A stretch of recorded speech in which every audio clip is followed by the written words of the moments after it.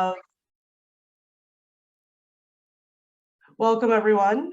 This is the 2021 annual meeting of the Jacksonville chapter of the AIA. Appreciate everyone joining us today.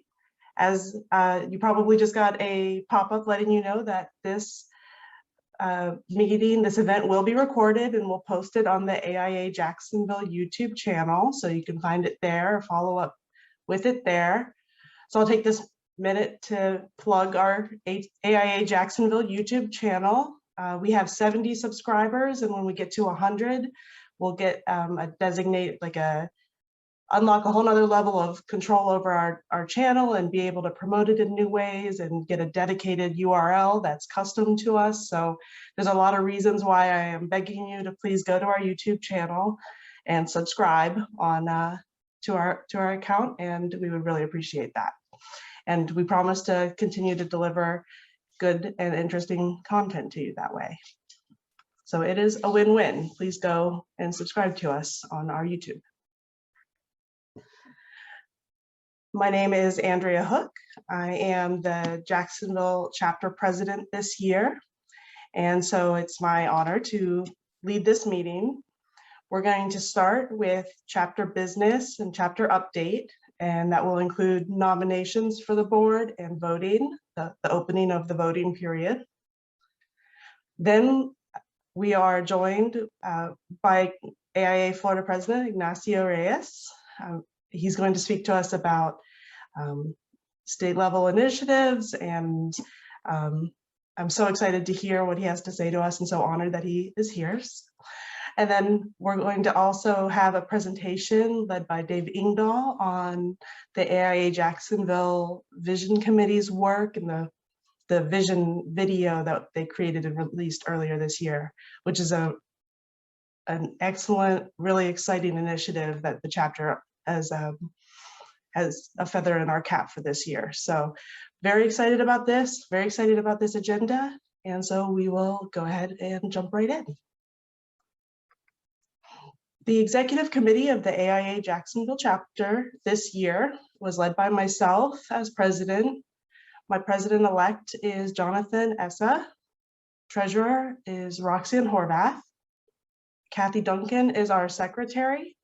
And we have 3 chapter directors, Micheline Deegan, Ardeen Scott, and Amit Vaswani.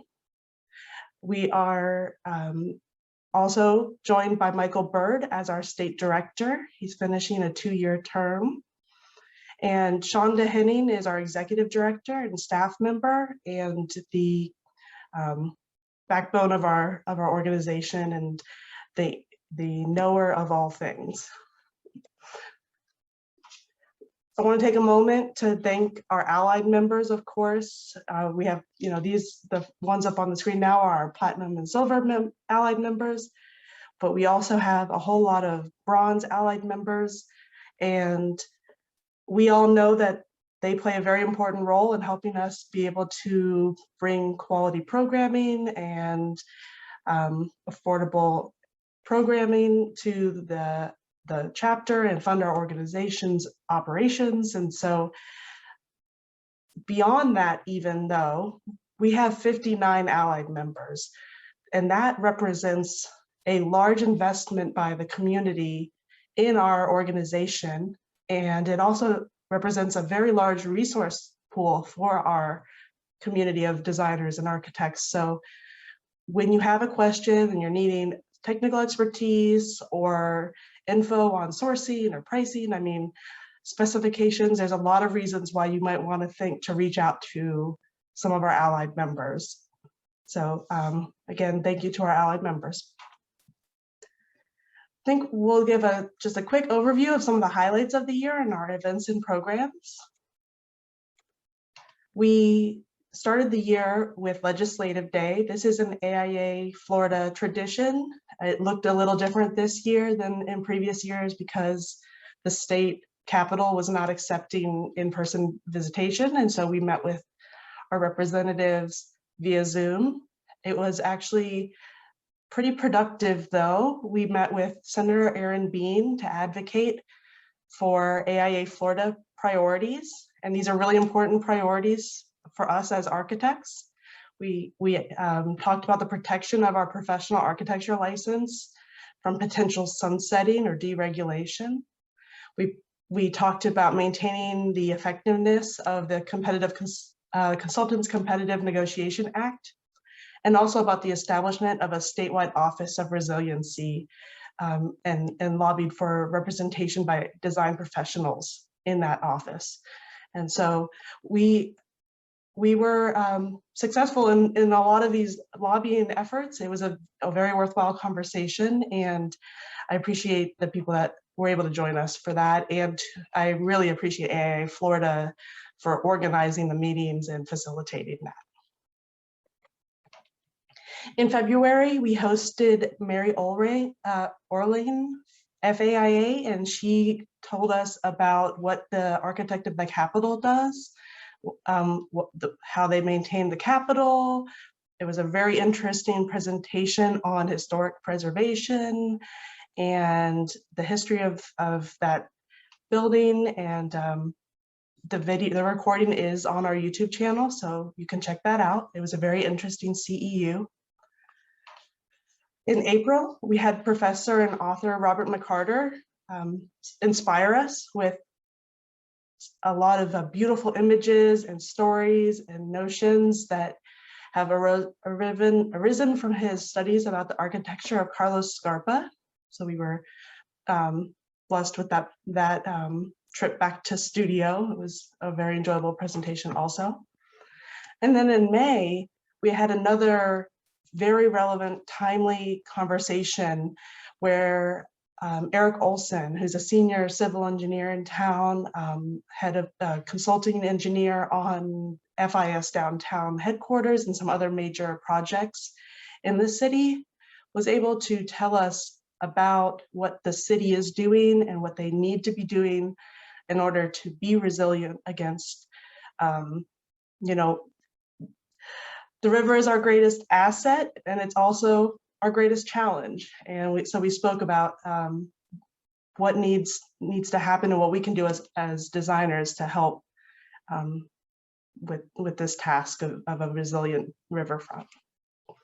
That recording also is available on our YouTube channel. And in June, we had a limited number of tickets, but we were able to host 30 people to tour the PGA Tour headquarters, which is designed by Foster and Partners. And the local architects on that are here in Jacksonville, Nelson Worldwide.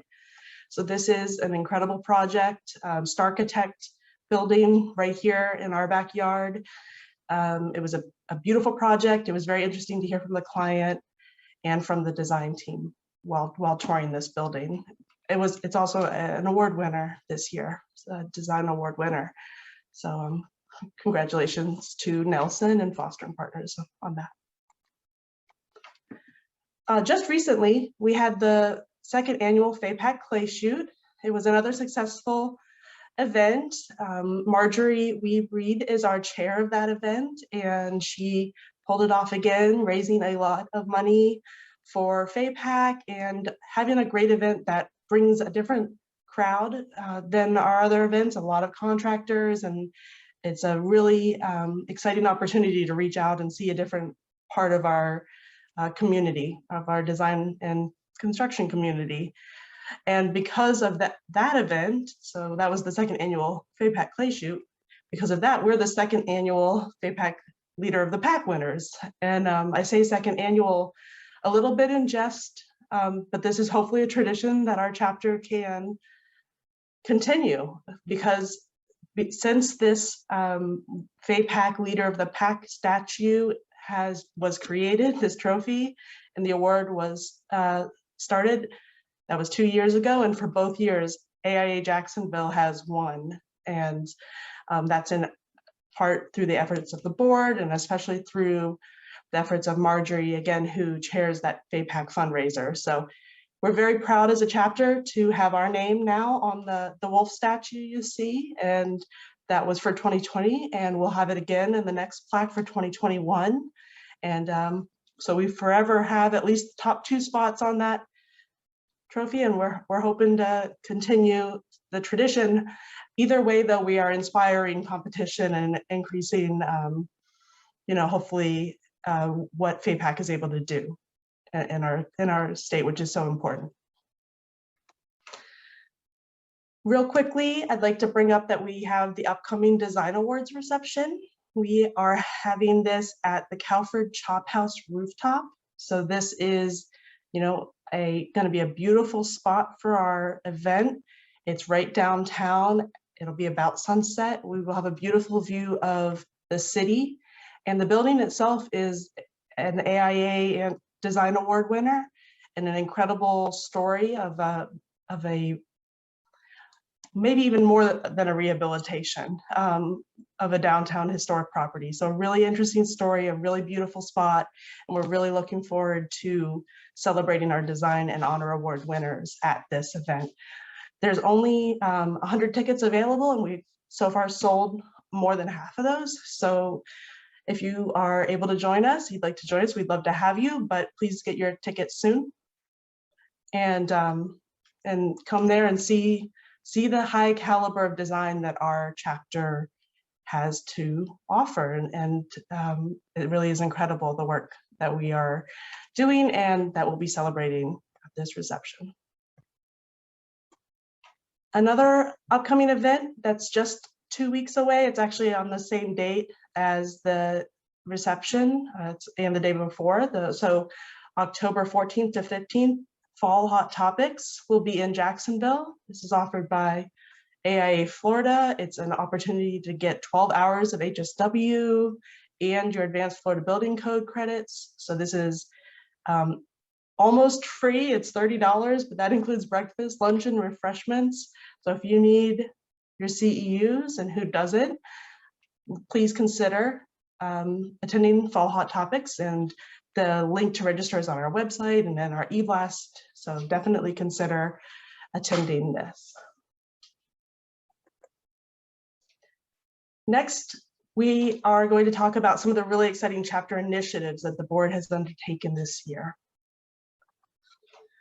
First, and just extremely exciting, and we'll hear more about it later, is the Downtown Vision Committee releasing a video called A Vision for Jacksonville. This is a high quality video, high production quality. It is a tool that we can use to advocate for our city's riverfront and our downtown. It's, I think, a gift to the city. It's certainly a contribution to the public discourse about design downtown. And it certainly is elevating the conversation. Of course, we would love to elevate it further and get the reach of this work out farther. And so we're going to talk about it with Dave's presentation at the end of this meeting. But there's also our website, and our YouTube channel has a lot of information on this, and we will continue to amplify this. Please check it out. It's so cool. Another exciting initiative with similar goals of advocating for our downtown and our riverfront is that the AIA Jacksonville joined a nonprofit and not-for-profit coalition called Riverfront Parks Now. I think we are the 13th organization to join the coalition, and it's united around this mission of an iconic riverfront for all. We really do have a once-in-a-lifetime opportunity in this city to have an iconic riverfront, a gathering place for community, and at the same time build it in a way that's more resilient for the following generations. The mission of Riverfront Parks Now is so close and so hand in hand with what the AIA Jacksonville Downtown Vision Committee had come to. It's really interesting. And so the AIA Jacksonville's mission is to advocate, right, for the power of architecture to create healthy, sustainable, and desirable communities within our own communities. And so we just feel that this is a really exciting and well-aligned partnership. The last, I think, initiative I'm really excited to tell you guys about that's new this year is that AIA is partnering with UF City Lab Jacksonville. So the University of Florida School of Architecture is bringing a fully accredited degree professional program here to downtown Jacksonville. This is essentially creating a campus in Jacksonville where they will train, where architects can become architects, I guess. This is a very exciting project where they will be working with especially the people that are in our own companies that maybe don't have their license, they're in drafting, they're interested in it. Maybe they went into construction, but they're interested in being an architect. This is a really interesting program that makes it easy to make the jump into architecture while continuing to work. And by the end of your graduation, you can get your license because they are an IPAL program with the integrated path to licensure. So this is just an awesome opportunity for the city of Jacksonville and for AIA to have a pipeline of really great talent for architecture in our city. So the next couple slides are a couple slides from UF School of Architecture, just to give an overview real quick. But I also put up here, we are looking for a volunteer to serve as liaison between the AIA Jacksonville board and this UF School of Architecture City Lab. So we hopefully a 2-year term, someone who would be a consistent face to UF and the board and keep us apprised of all of the exciting opportunities and also to advocate on behalf of our organization. So this just as a slide that they sent, what's exciting here, I think, is that the City Lab concept is bringing Master of Architecture, Master of Science degree programs to our city. And they've already done this in Orlando, and it was extremely successful. They have more students in their UF City Lab Orlando campus than they do in their Gainesville graduate program. So an awesome opportunity to do something similar here in Jacksonville. And what they need from the community, so this is kind of our call to action, is in red on this slide. They're going to need a source for applicants. We all know people we work with that could be good applicants. So just increasing awareness. And then I also really wanted to bring up this at the bottom is IPAL internships. They will be needing companies or organizations to make commitments for employing interns from the program. So this is kind of a win-win. You get to employ an intern who will bring fresh vision and effort into your firm, and they get to learn from you while also attending school in the evenings. So we're hoping to, the chapter is hoping to support this initiative by helping to link up some of those internships and to advertise that need for them, how to make those connections. All right, so now the state of the chapter. This is, we'll start with the chapter business. And big picture, this is our treasurer's report. This is showing month to month our chapter net worth over time for the last 3 years. And what you'll see, green is the current year. And we're tracking very closely to last year.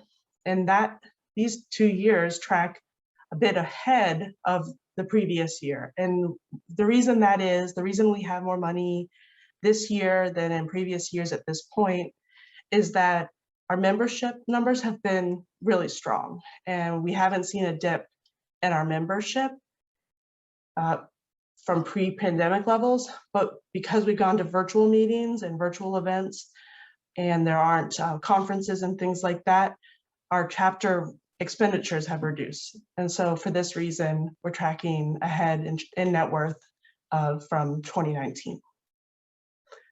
Our number of members is just shy of 300. And as I mentioned earlier, our number of allied members is 59. So a really strong community here at AIA Jacksonville.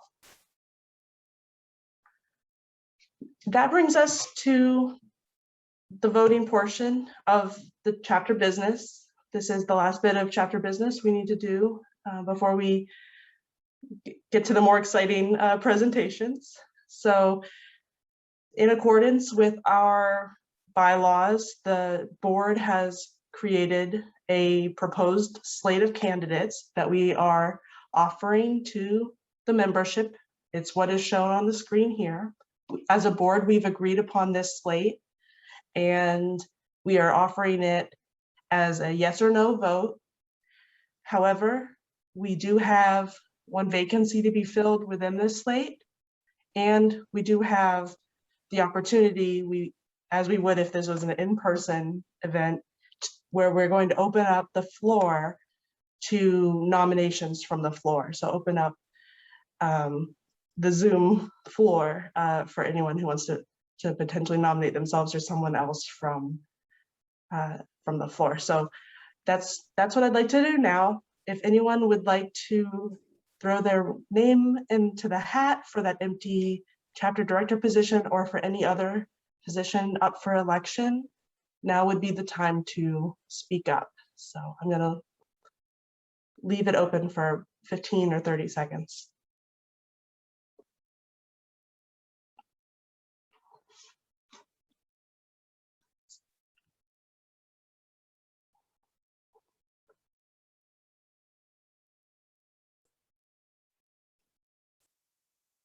Okay, hearing no nominations from the floor, we will open voting now.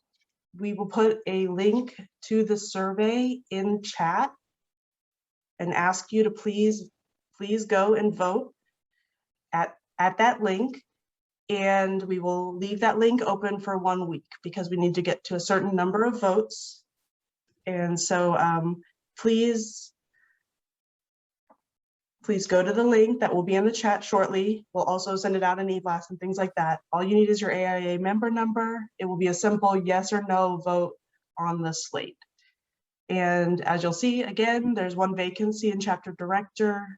By our bylaws, the board may appoint that with a board vote. So please, if you're considering or you have an interest in that position, just let us know, let someone on the board know, or let Shonda know, and we will consider it and let you know. So with that, again, I will pester you before the end of the night again about voting because this is important and we need you to vote, please. But with that, I'd like to turn it over to AIA Florida President Ignacio. He is, I'm gonna stop sharing, Ignacio. I think it's gonna be your turn. Ignacio is the president of, the son of Cuban immigrants. He is a vice president at Leo A. Daly Architects, and I think previous president of the West Palm Beach chapter of AIA, and an alumni of Florida A&M, so one of our own. So Ignacio, if you, again, thank you so much for joining us, and I'm so excited to hear what you have to say. Appreciate the introduction and welcome everybody. Thanks for having me. I really appreciate the chance to be able to speak with you tonight. I am going to show a little PowerPoint, so I'm going to go through some gymnastics right now as I try to share my screen. So give me just a quick second as I do that. Share the screen, and then I got to switch this to a full mode presentation. There we go. I think everyone can see it, I hope. All right. Well, excellent. Again, thank you so much for having me. It's a pleasure to speak with AIA Jacksonville. You know, your component is one of the strongest in terms of membership. It's one of the highest in terms of membership percentage with your community of architects, and you are the highest for allied members. So, you know, congratulate yourself for being committed and being part of the profession and helping the profession succeed in some tumultuous times. As you mentioned, Andrea, there have been some really crazy things happening in the legislation lately. As you mentioned, you know, Legislative Day was really bizarre. It was all on video, but Jacksonville and all of us were able to be committed and connected and meet with the appropriate individuals to stave off things like the madness of deregulation. I mean, you think about deregulation, you start thinking like, why in the world would architects be in that mix? But yet we were. So the voices are important, and Jacksonville, with yourselves, your students, people you brought to the table, it all matters to be seen and heard, and let these representatives see you in action. Collectively, AIA Florida, with all the components, Jacksonville and others, we work together to defeat the whole idea of the sunsetting of deregulation, a sunset of our licensure and having it reviewed. Again, that was just the madness of that. We were able to really get that holy grail moment of getting the Good Sam bill finally across the finish line. That allowed us to use our talent and our abilities to help others in times of tragedy. For so long, we couldn't do that because of liability issues. If we got involved to help somebody, we could be sued civilly. So other professions had that protection. We finally got it in the Good Sam bill. So that was a big success for us. We were super happy about that. We did fight for CCNA, protecting CCNA. There was an avenue by the university system to try to go around it and get their own low price points for all the design work, and we fought that back. That was a huge success, but nothing quite matches up with the beating back the deregulation. That was just incredible. So I hope that it doesn't reappear in legislature next year, but we have to be diligent or vigilant and watching what's happening all the time. And we need the voices, we need the commitments, and we need the volunteers to always be involved and protect and defend our right to practice as licensed professionals for the health, safety, and welfare of our communities. The convention, as you mentioned, we were able to meet in Orlando. It's been exciting to be able to get everyone together. We haven't been in person for a while. We had that little magic moment of when COVID was going down before Delta took off. We had a little space in between. We were able to come in person and enjoy, and we had the third highest attendance of any convention in our history. So, congratulations and kudos to everybody who attended and was part of that. I know that I want to also, mention AIA Jacksonville's Roxanne Horvath, who was conferred her citizen architect. She was one of the ones that was recognized that day, as amongst many others. But it was a great opportunity to connect and fellowship with our fellow architects and celebrate architecture where it's meant to be in person. Hopefully we get back to that again as we get over this next wave of madness, and hopefully we're back to normal. The FAPAC component challenge was a success. Jacksonville continued its strong support. Second year in a row, as you mentioned. You won the component challenge. That's awesome. We really appreciate it. It's sad to say, but you have to have the dollars to back up the voice, and you have to have something there. I always tell people that we are small but mighty, and the mightiness comes from our volunteerism and our efforts to connect and speak with the voice of design ideas, of problem solving, to get legislators to listen to us. But it does unfortunately matter that we are contributing to the right people. We have to keep contributing, and that takes the dollars. So your contributions are really strongly appreciated. We really are grateful for it. We had a high success rate of supporting certain candidates that support AIA, support architects in general and our profession and what we want to accomplish. Coming soon, there'll be the redistricting of all, after the census, they'll be doing all the redistricting for elected positions, both at the state level, and we'll gain another congressional seat. So it's going to be an extraordinary, if you weren't sick of elections before, an extraordinary amount of election information coming your way. And we have to have a voice, and we have to be smart and try to get people elected that really represent what AIA Florida is about, and protecting the profession as a whole, and look at resiliency and issues that we care about to protect our communities. To that end, there's a lot of growth in Florida, and I'm just going to give you a little bit of information, just a quick overview what's happening around the state as we dramatically change. After the census was completed, some of the information we've gathered from 2010 to 2020, we're seeing incredible growth. Florida went from 18.8 million to 21.5 million in the last decade. We've seen huge spikes. St. Johns County, 43% increase. Nassau County, 23% increase. Duval, 15.9. We've seen some massive population increases. Florida's had one year since World War II where we had a negative population growth, just one. So, and I apologize if you have any background noise. I am actually in a hotel lobby, so doing the speech in my hotel lobby, and I'm hopeful that it won't be too loud. But we are also diversifying. Our state is diversifying in a big way. So our population is changing, both in ethnicity, racial composition. It's going to be an exciting next 10 years to see how our state continues to evolve and dramatically shift. We see things like Jacksonville was like the only city that had a population gains of at least 50,000 people. Osceola County saw a population rise by 44%.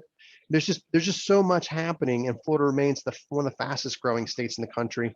So we are past New York, we're behind Texas and California. We'll ever catch those two, but nor I don't think we want to. We'd probably fall in the ocean. So we want to stay where we are and be consistent with our growth. But that means there's opportunity for everybody in that regard. When we look at the GDP and we look at the growth of our opportunities, we saw the massive decline during the initial parts of the pandemic, and then we saw the massive increase after the pandemic. What's really important, and I hope you all can see it, is the other side of those points where it says the growth after the sharp rise. We had the sharp drop, sharp rise. Those are that kind of the correction. But that growth of 4.5, 6.3, 6.5, those are growth numbers that far, far exceed pre-pandemic. So even before the pandemic, what we're seeing in today's economy is much stronger, more robust. It has a certain buying power that's pretty significant for the architecture and construction communities. We think that's going to bode well for what we do as a profession, and we see it. And not even Delta at the moment has slowed it down. We did some of the economic data that we will pull from. This is from Kermit Baker from the AIA National. He looked at some parts and he saw, Orlando is probably our closest reference point in this map. Showed a big drop during the pandemic in 2020 and a sharp rise of 11% growth in 2021. And we're only seeing that growth rise in South Florida, Central Florida, North Florida. There's just growth across the board. Purchasing has been strong in durable goods.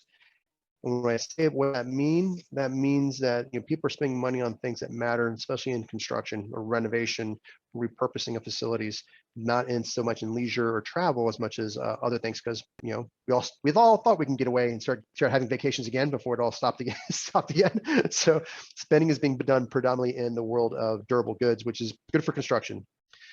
Inflation, I make jokes about this all the time, although it isn't all that funny, but lumber got to be almost as up there with gold. It's skyrocketed 110% in inflation costs, but it's already dropped down by half.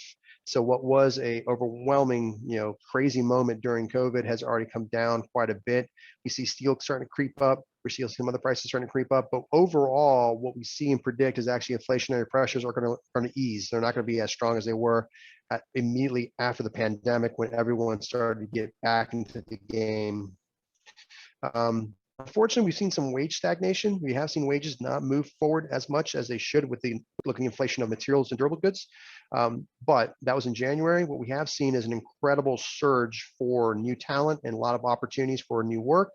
And we expect that wage rates will probably feel that pressure and start to rise as people are in high demand.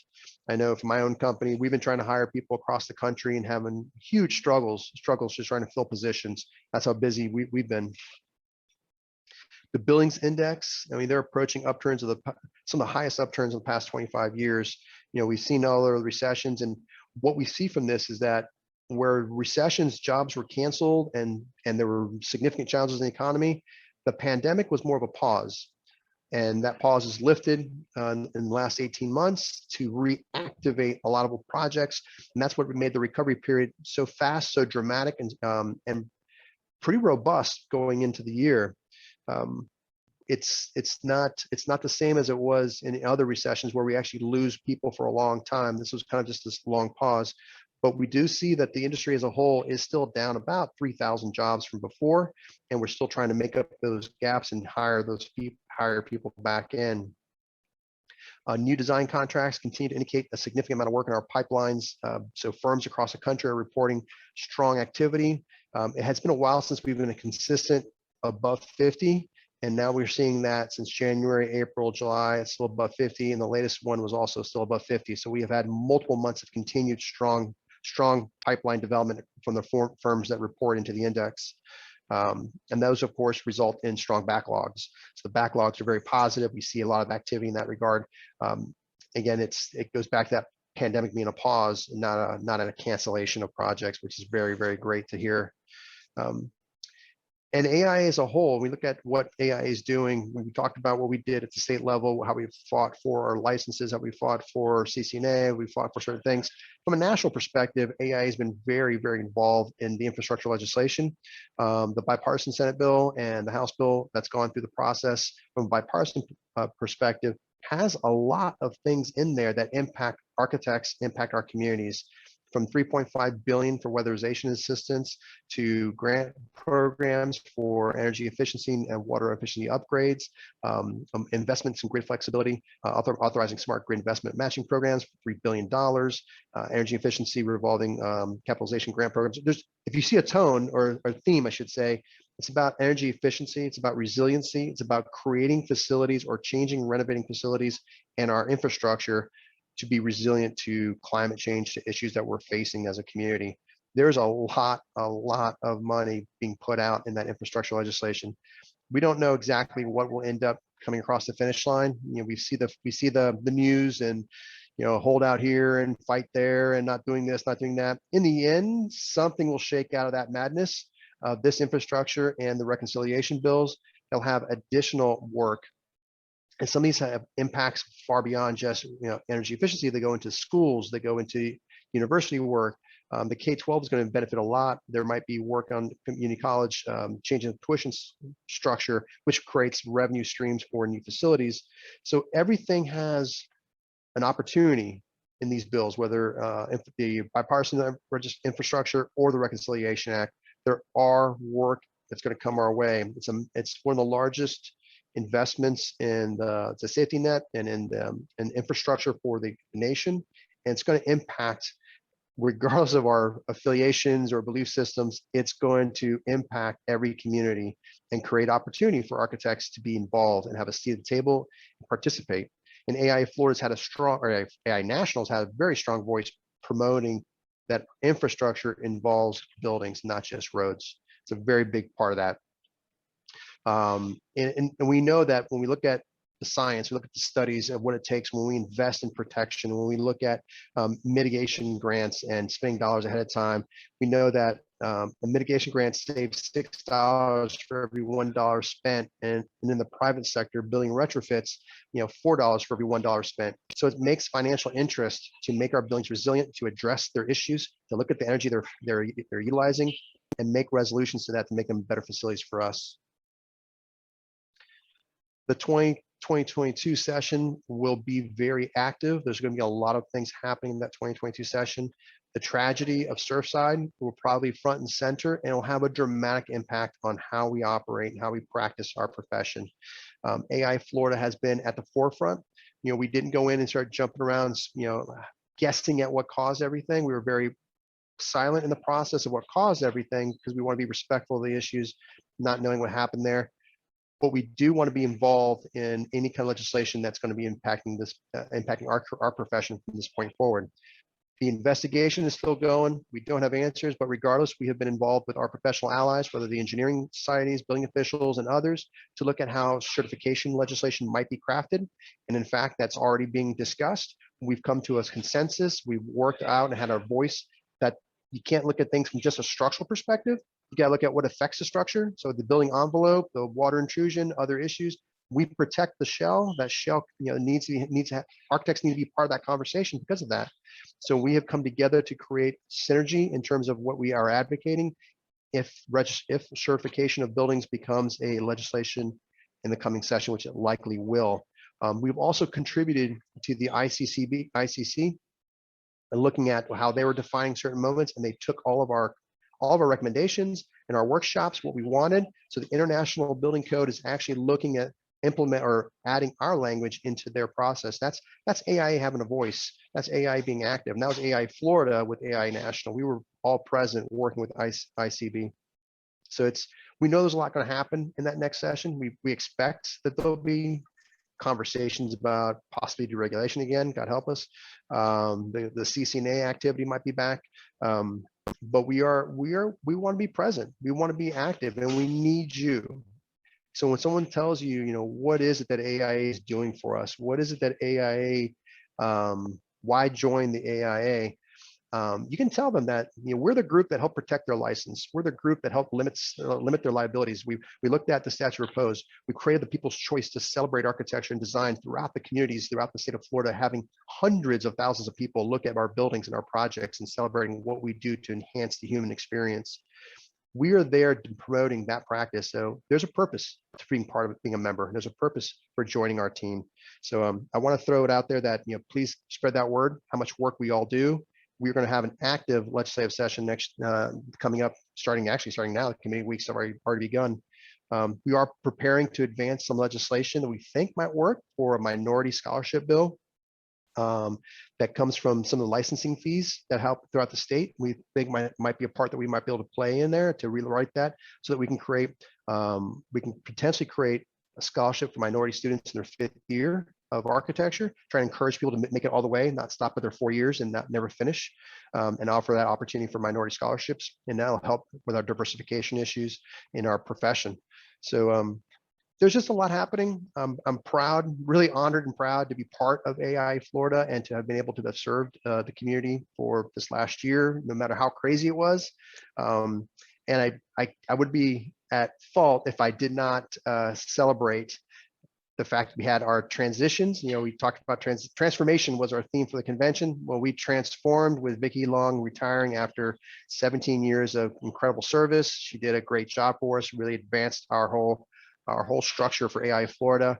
And we have, through a national search, an intense, rigorous program, we did interview and selected Becky Magdaleno, who you all know and love, to be our next EVP. And we are so happy for Becky to be part of to lead the team. She did it in the background. Now she's going to do it in the foreground. She'll be right up front, leading us and making sure we're doing everything right. So celebrating Becky for all her hard work. We're in the same lobby if you see this. Look at that way. So lots happened. Again, thank you, Jacksonville. You guys are really great. You have a lot of members, a lot of engagement. Really appreciate you. Wish we were meeting in person, but hopefully by next year, everything will be back to normal.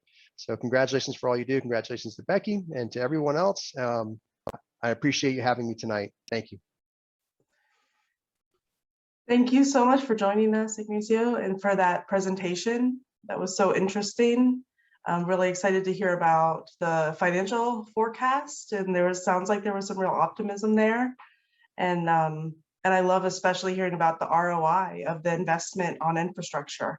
I mean, this is incredible, and it's a good comeback, right? When they're saying, these are our tax dollars. Yeah, exactly. And this is the ROI we need to be demanding out of our tax dollars.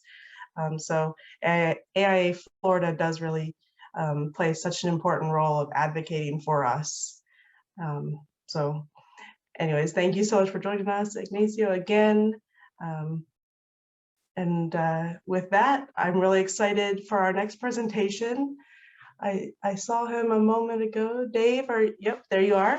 I'm going to introduce Dave Engdahl. Dave is a retired architect after 44 years, I read, of architecture, largely here in Jacksonville, and now he is a sculptor. I think we all know Dave's work. He's also on the board of the Cultural Council of Greater Jacksonville and chair of Art in Public Places. Such an important voice in our community, and part of his efforts have been with the Downtown Vision Committee, which is a group of about 9 distinguished architects in our group from our chapter who've been working together. And now he's going to give us some insight about what they've been working on and what they've published this year. Dave, I'm gonna share my screen, and if you'd like. Sure. Thanks, Andrea. Just many of you know me, some of you don't know me. I've been an AIA member since 1968. So that kind of dates me. I retired from Haskell as a senior vice president and chief architect. So what I wanted to you're working on getting the screen up, getting the video up. Andrew, can you show the video first? I thought we'd start with that, which is our conclusion, and then I'd provide the backup of how this came about and any questions that you might have. So this is about a 2.5-minute video.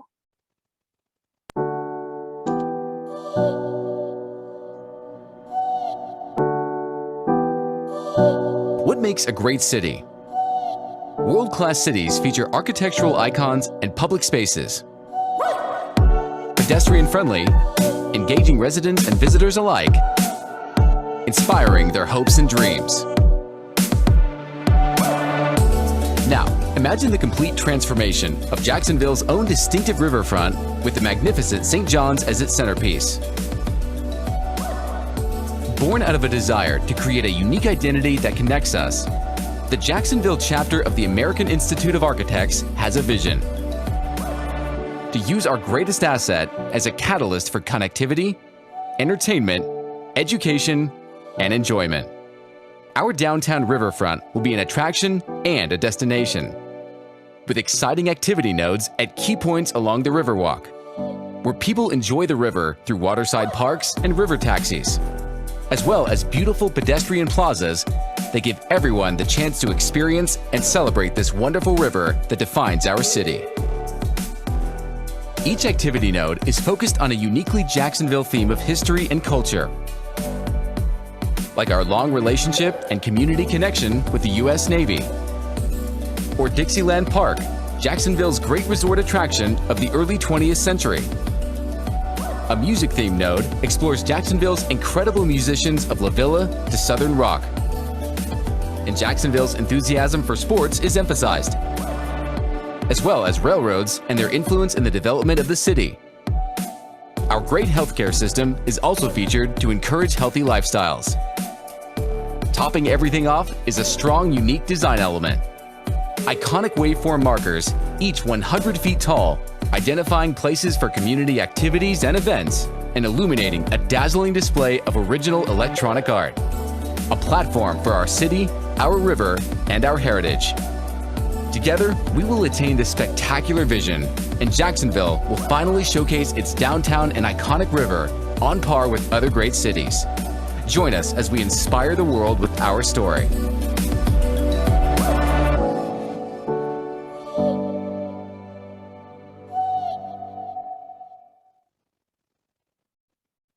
Thanks, Andrea. So I really appreciate the opportunity to actually finally pull the detail of this effort together. The video was kind of the culmination, but there's a lot of backup behind the video, and I want to share that with you this evening. So next. So how did this effort start?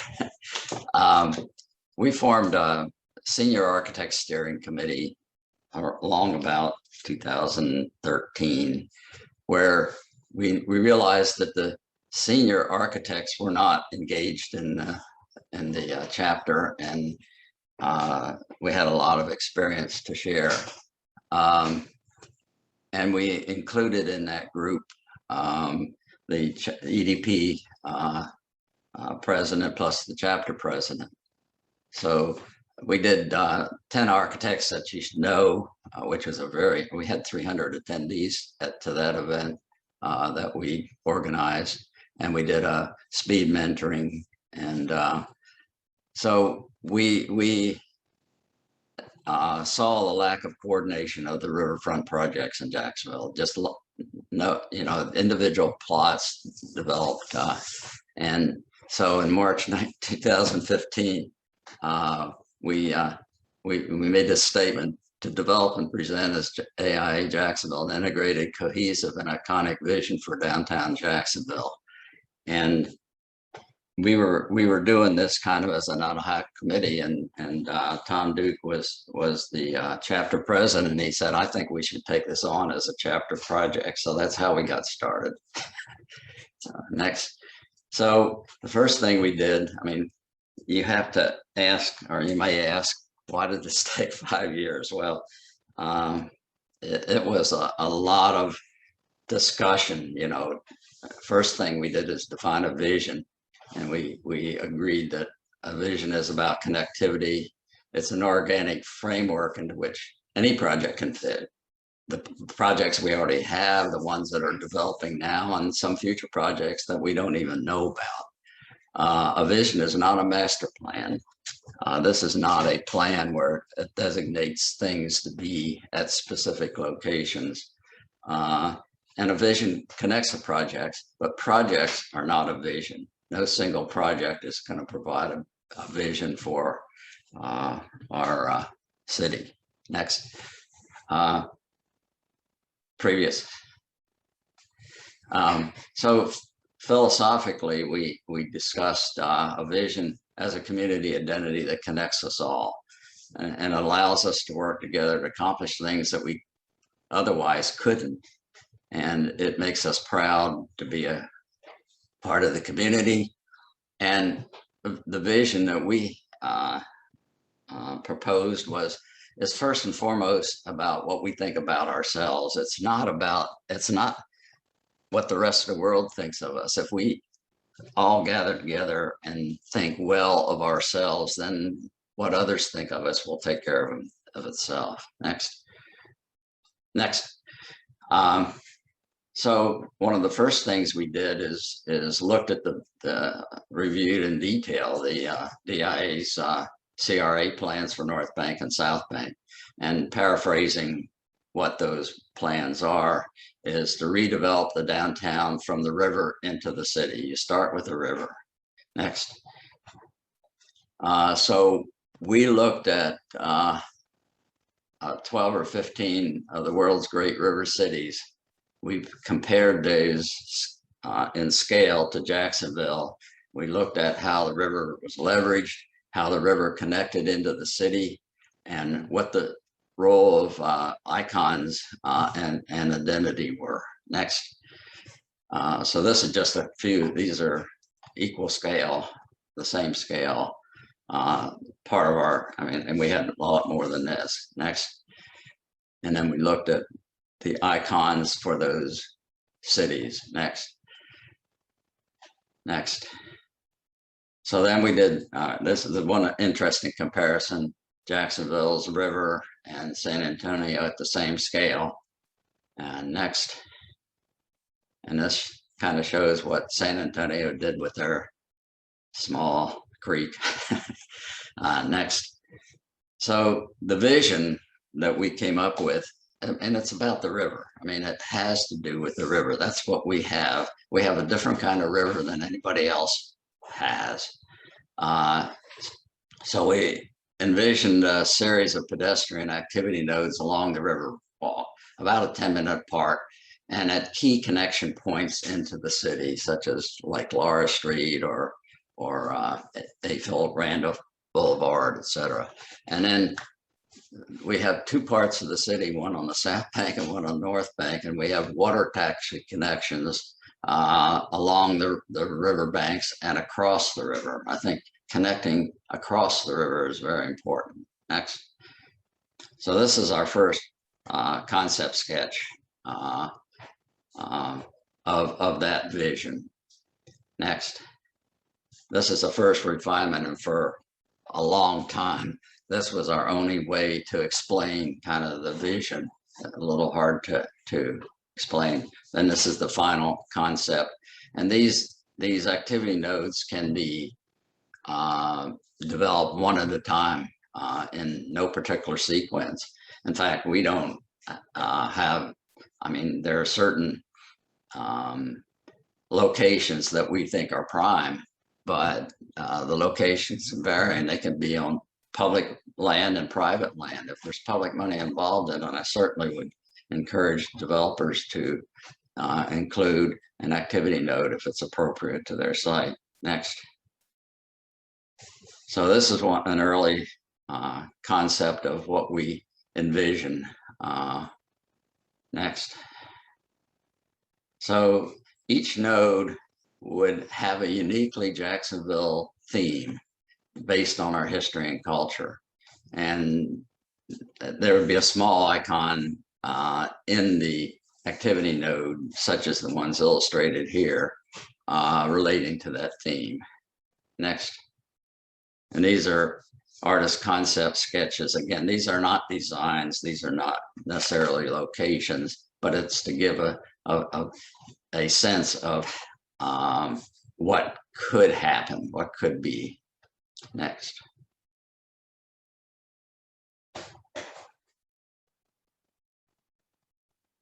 Many of you don't, maybe back one, Andrea, many of you don't know, Dixieland Park was an amusement park on the South Bank before the bridges were there. So people dressed up in the 1920s and went across the river on a barge to Dixieland Park, which is an amusement park. Next.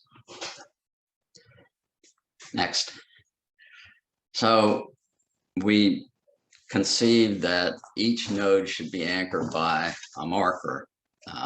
We said 100 foot tall, and sculptural icon. And it took us about a year discussing this, looking at various water-based forms such as sails and the bridges and flags and other things that might relate to the river. And ultimately we did a number of charrettes on this and finally came up with this marker as the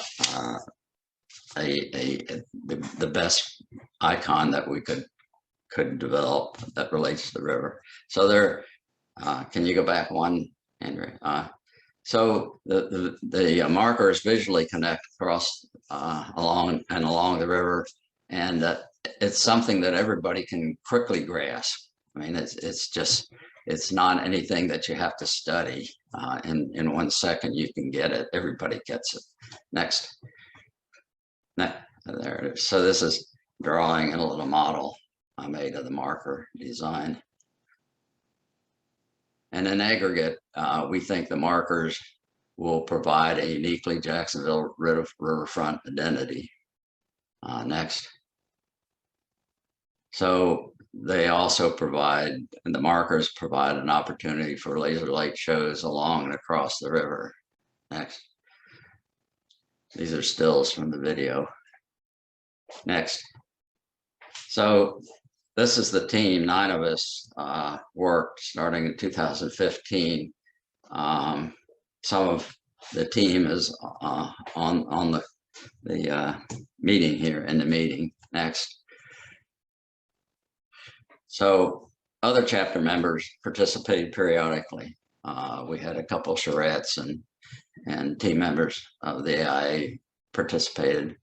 We made interim presentations to city entities. Those were mostly arranged by Lori Boyer as a council person, and then later as a DIA head. We participated in charrettes on the nodes, the Friendship Fountain node, the Performing Arts Center node, and the then U.S. Adams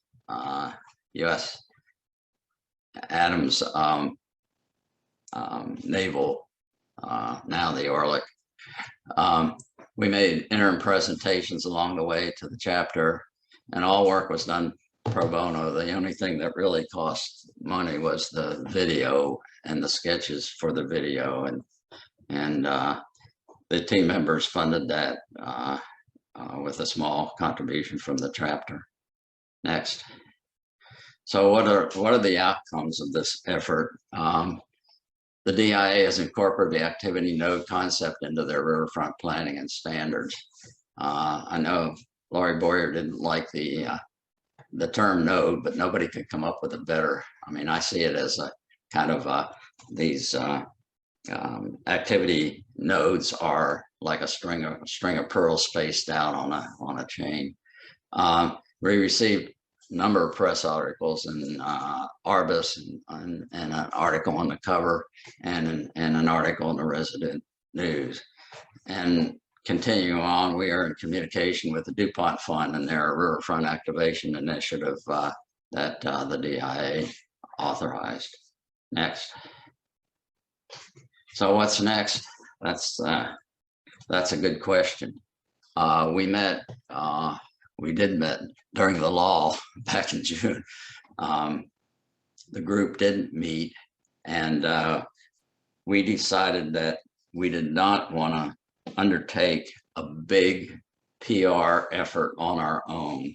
So we decided that we're best to leverage the Riverfront Parks Now, which has a lot of momentum and PR capabilities, and the DuPont Fund initiative. So that's kind of the detail of how we got where we are. And I'm open to anybody that has questions or suggestions.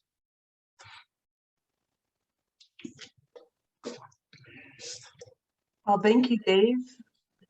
I imagine that some of our members have some questions about the vision or the process that was developed. Anyone like to ask any questions? I'll just throw out there, it's a golden opportunity. Listening to what Jacksonville's thinking about for the riverfront. You look how other communities have utilized it as a driver for change and transformation. And I applaud what you're trying to accomplish. I look down south, and the Miami River is an opportunity that hasn't been tapped for many years, and the city grew around it and didn't really deal with it. And they're just now starting to think about how to integrate the Miami River into some kind of opportunity to help drive the economic and the community development in that community. But you have an incredible asset there, and I love what you guys are talking about doing for downtown Jacksonville. It's a great golden opportunity.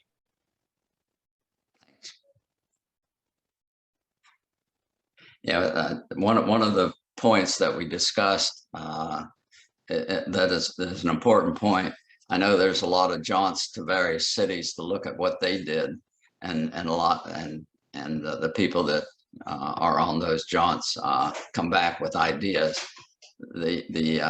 One of the key things I think is important in this initiative is to keep this uniquely Jacksonville. Keep it about us. Let's not copy what others have done. Let's use that as a point of departure, but let's do something that really is us, not just somebody else or copied.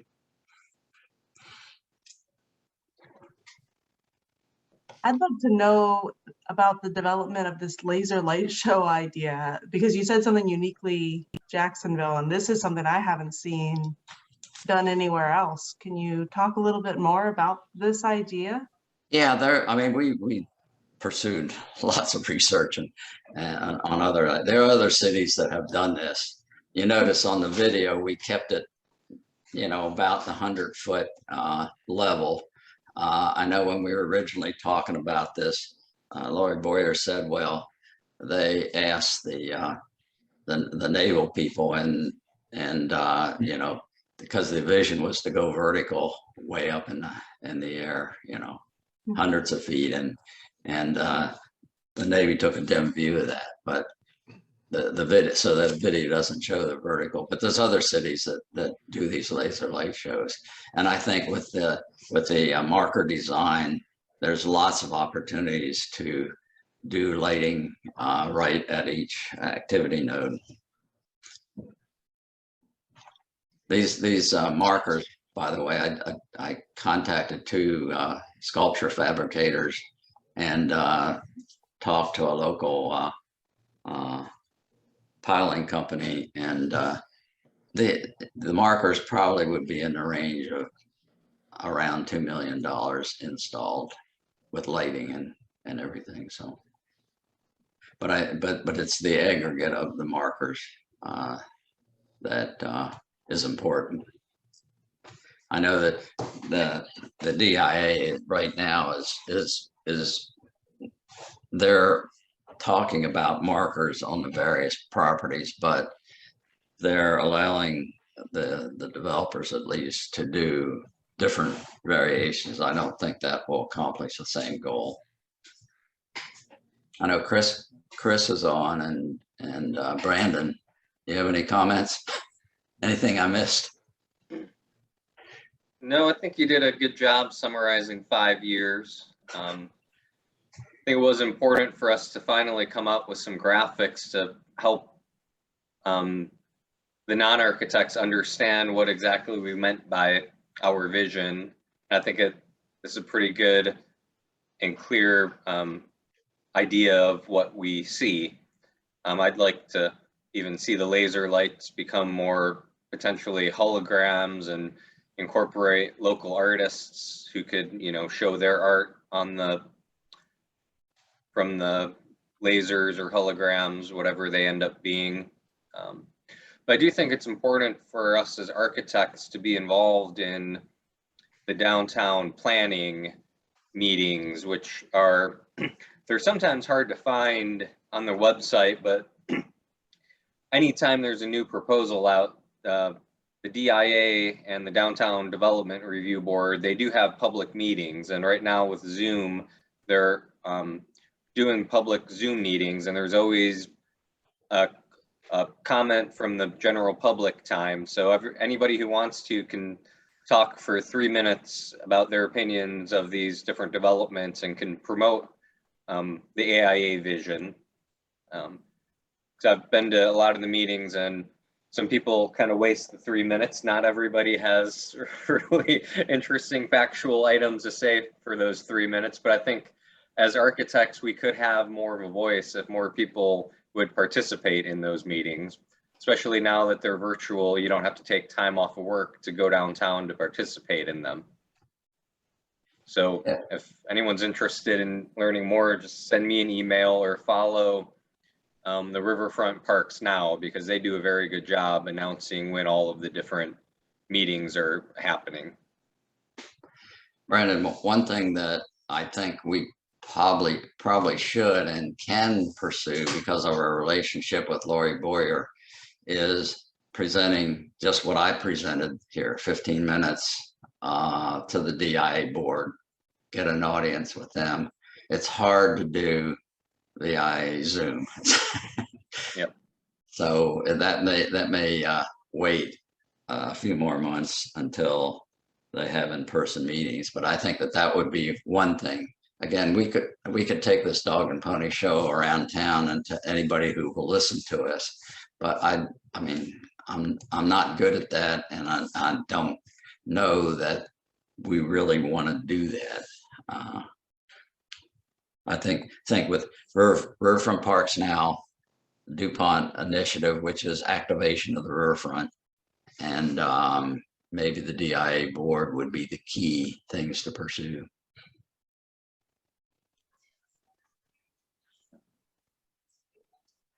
One more comment. This is a Sean, and first of all, I'd like to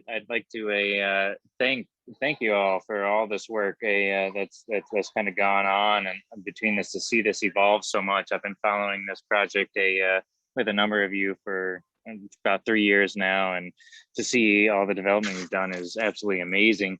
And I do kind of have a question on in terms of, you know, our current communication schedule. I think Brandon kind of touched on that right now in terms of both AI and you know,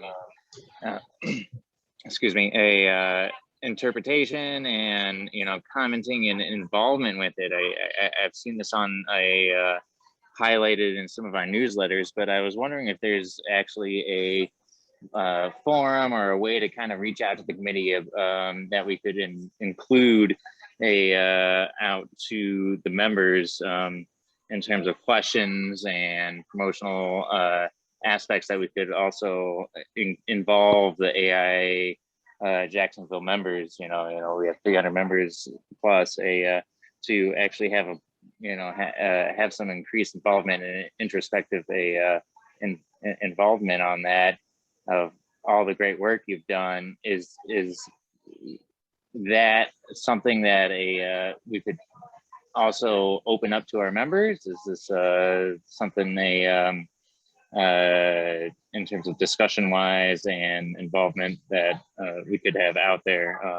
And it may already exist. I'm just wondering if that's something we could include out to everyone. I mean, that's what we're doing now.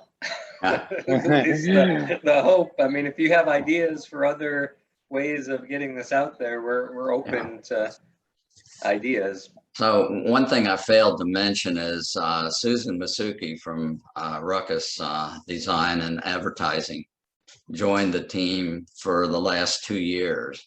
I mean, we realized that we didn't have the capacity in the team to create a video or do the PR press release and things like that. So Susan joined our team gratis for the last 2 years, has been helping with that. And I sent an email to the team asking for help with the PowerPoint.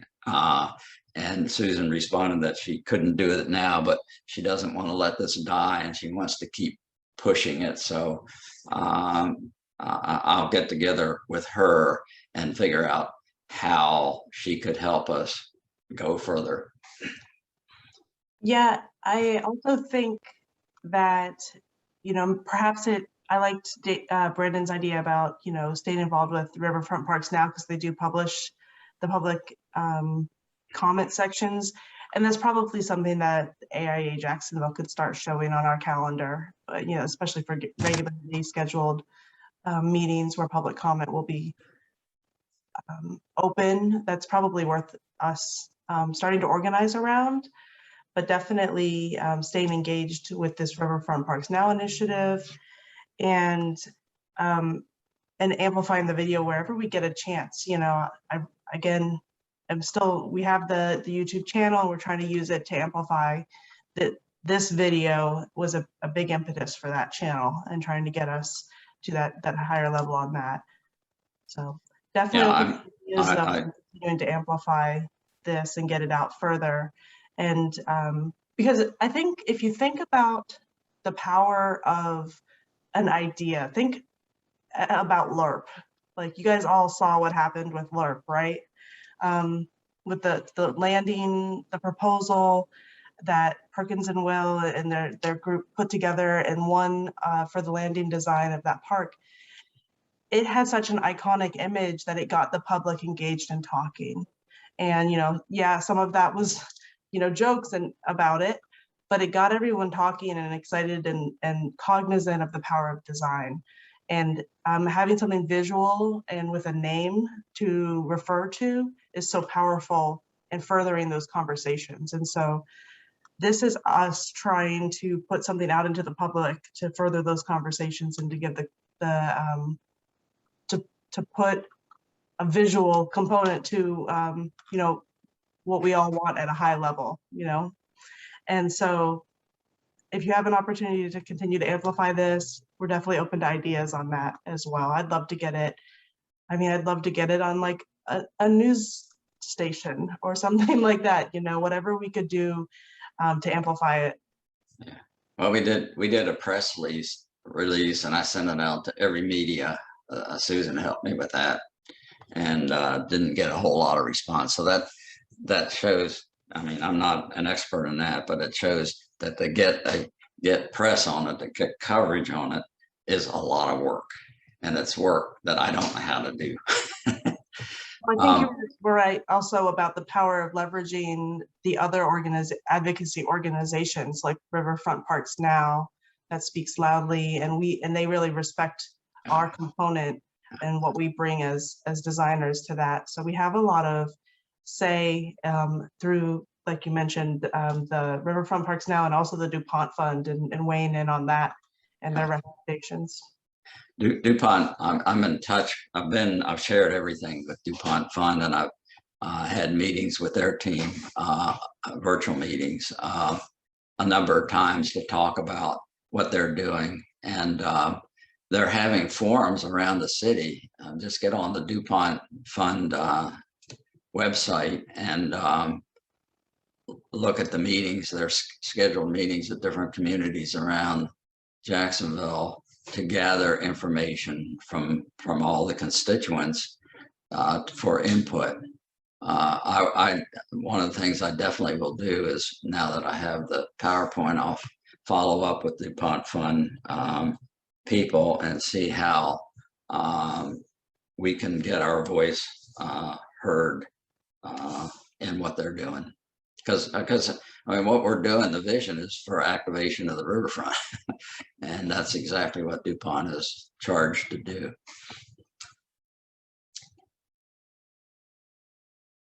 Absolutely. Yeah, guys, let's use our voice for positive outcomes. I'll tell you that our representatives really like to hear from us. You know, the word architect carries a lot of prestige actually at that level. I was a part of our legislative day with AIA Jacksonville, meeting with Senator Aaron Bean. And then I was a part of a different organization's legislative day through the life sciences industry, meeting with Senator Aaron Bean the next day. So I personally was involved in a meeting with him back-to-back days with different organizations.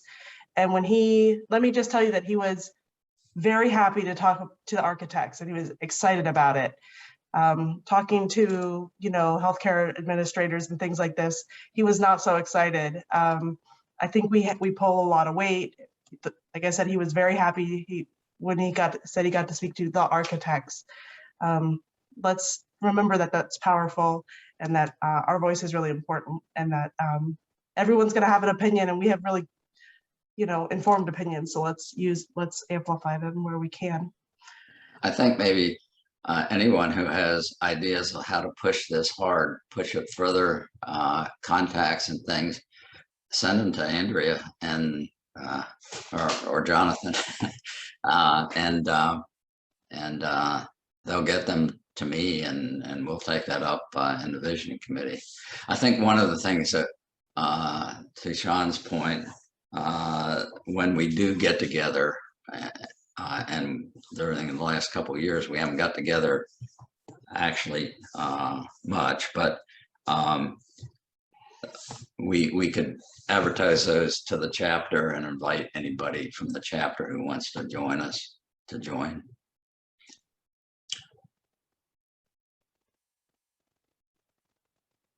Great. Yeah, I remember the mentoring speed dating event. I don't know if that's what we called it. That was one of my first events as an AIA member. I was new to Jacksonville. So. Yeah, speed mentoring and the 10 architects you should know, that led to the 777, the EDP 777. Yeah. Short presentations. Yeah. All right. All right, guys. Thank you, Dave, for that presentation. Sure. I'm going to just take a moment of privilege to thank my board for this year. I've been blessed with a very strong board. It's been an unusual year, and yet we have made it a point to keep the chapter strong, to keep things moving forward. As you saw earlier today, we've done a lot this year, a lot of programs, a lot of initiatives, a lot of new and exciting things. We've continued to advocate at the state level, at the community level. You know, so thank you so much to the board, to our staff member, Shonda, to the immediate past presidents, Brandon and Marjorie, and others who have been so important and given their time. Thank you to everyone who joined us today. I know adding another Zoom meeting to your calendar wasn't ideal, but I appreciate you doing it and joining us, especially to Ignacio and to Dave for their presentations today, which were so interesting and so insightful. One more time, I'm going to beg everyone to please go to vote for our slate, and go to our YouTube channel and subscribe, please. And most importantly, read the e-blast and stay involved in the chapter. We have a lot of really exciting things going on, but it doesn't happen without the involvement of our membership. So we'd love everyone on this call to stay involved, and we would love you to bring someone with you and to increase participation. So everyone has a role in that, and I appreciate everyone's efforts and everyone's time today. So thank you so much for joining us today. Thank you, everyone. Hope everyone has a great evening, and we will adjourn. Thank you. Thank you, Ignacio. Thank you. Thanks. Thank you. Thank you. Thanks, everyone.